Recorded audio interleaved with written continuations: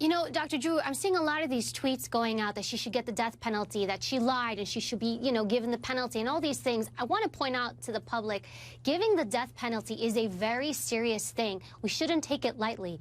And, again, looking at some of the research, they haven't come up with a conclusive, as far as conclusion, so to speak, on whether the death penalty helps reduce crime overall. Yes. I think in this case, it's more about the family and, more of their mental well-being. And yet, I can see Evie, it from that angle.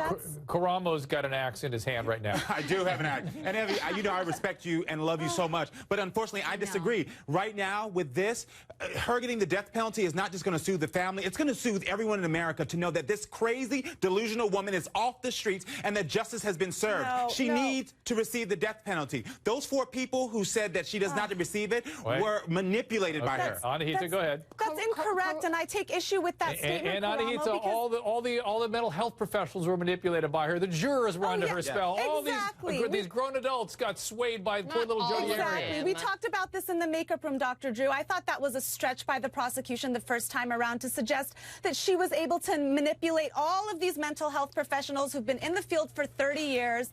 But let me just touch on what Karamo just said. Justice in this case is not necessarily Jodi Arias getting the death penalty, okay? And a lot of people share that sentiment. But justice in this case is those jurors getting in that courtroom like the previous jurors did, listening to the facts, listening to the evidence, deliberating and coming up with some type of conclusion. That conclusion may be that they can't come to an agreement.